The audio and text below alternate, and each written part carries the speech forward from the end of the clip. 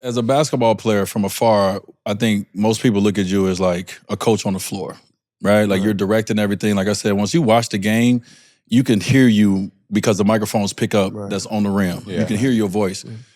Now, how does that work when it comes to your relationship with coaches? How did it work with your relationship? Because you're very smart, you know what you want, but the coaches know what they want. Yeah, absolutely. How did you handle that? It was, I had my ups and downs throughout my career. I played 16 years, probably about 9 different teams, I think. So, and I probably had about 10, 11 different coaches. So for me, it was trying to have that balance. But I, give kudos to Doc because at first, we bumped heads initially, and I think the reason why we bumped heads was because I felt I was doing enough in practice to get in the games. We lost 18 straight my rookie year. And my agent, shout out to Bibby again, he was always told me just be cool, cream rise to the top. So I'm like, man, get me out of here. I'm trying to go there too. That's right. You ain't got that much long. You don't have much long to prove yourself in the league. I'm on a 20-verse pick, so I said, I'm trying to get to it.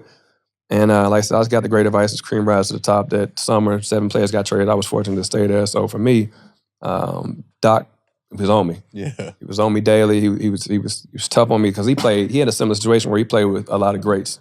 And he was the guy that had to distribute the ball, you know what I mean? So I was trying to get game from him, and then they brought in Sam Cassell, who I thought was a threat at first. But they was like, nah, we bring him in to vet you, to teach you, through the ups and downs, how to. They brought Bimbo Cole in for me. Yeah. You stop.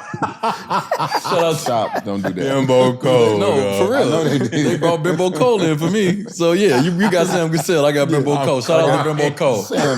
Bimbo was on my ass. Hell yeah, he didn't play. What? Yeah. Man, 94, fucking me up. No fouls.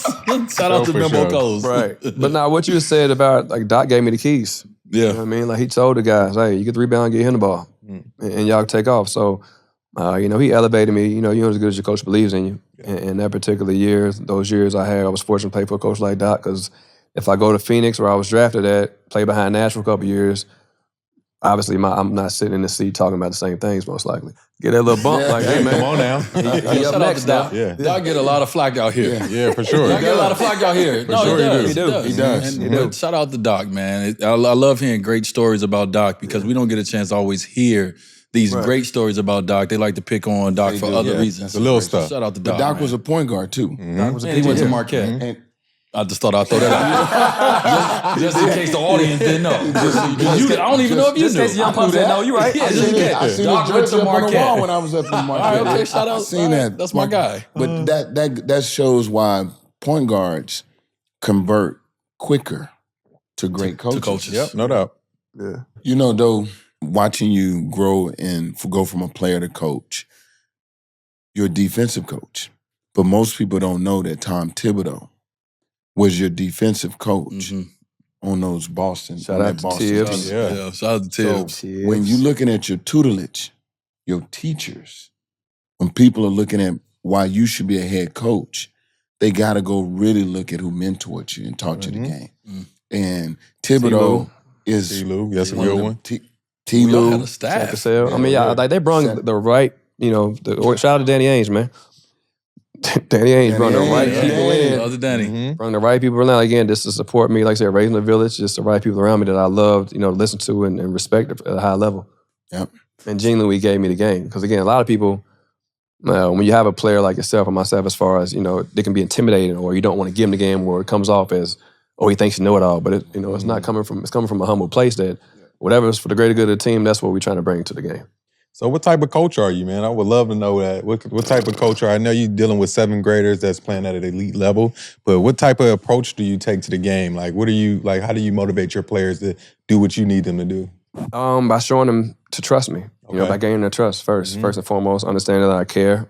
I would love, like I said, for me, I want to have a great relationship with all my players, not just the stars, but just understanding, that they are men on and off the court. And I've gone through a lot of situations in my life that I can obviously be a mentor to that aspect of it. But most importantly, being a sponge and understanding everything I'm teaching you is for the greater good of the team. It's never no ego, never no emotion about, what I'm doing or how I'm trying to correct you. Just be a willing listener and let's go from there. And I'm going to do the same. I'm going to give you the same respect. If it's some shit you need to talk to me about, pull me in the office. You better watch the film so we understand we be on the same page because I'm going to watch it. You better watch the film. But through my experience of what I won't do those when a player does come to me is come in there with my guns up. Yeah. Because the coach did that. I mean, yeah, coach did that to me. Mm-hmm. And when they did that to me, it threw me off guard. And I actually came in with one of the team therapists, just so I had somebody to kind of, witness what I was going through, because I didn't know how the dynamic was going to be. So I called the coach one day and I was like, let's want to come in and talk about the team, because I didn't go with the team. I think I stayed the night before, but I had watched the film, wrote my notes down. Let's figure out, like you said earlier, about being on the same page as your coach. Mm-hmm. That's how I came to the meeting, but he came out with guns blazing, and it kind of threw me off. And I was like, it kind of turned me off, and it was, the rest is history. But like I said, having that experience for me as a coach, when I do get that position, it's like to never come up or come out thinking that you're attacking the player, because obviously you want to be on the same page. And if you look good, I'll win. You know what I mean? So it's never gonna be a friction to where I'm gonna do some wild shit and it's my ego, or I don't like the way you said something to me. Like, nah, if it's working for the team and it's at a respectful level and we're keeping that relationship cordial, then that's what it is.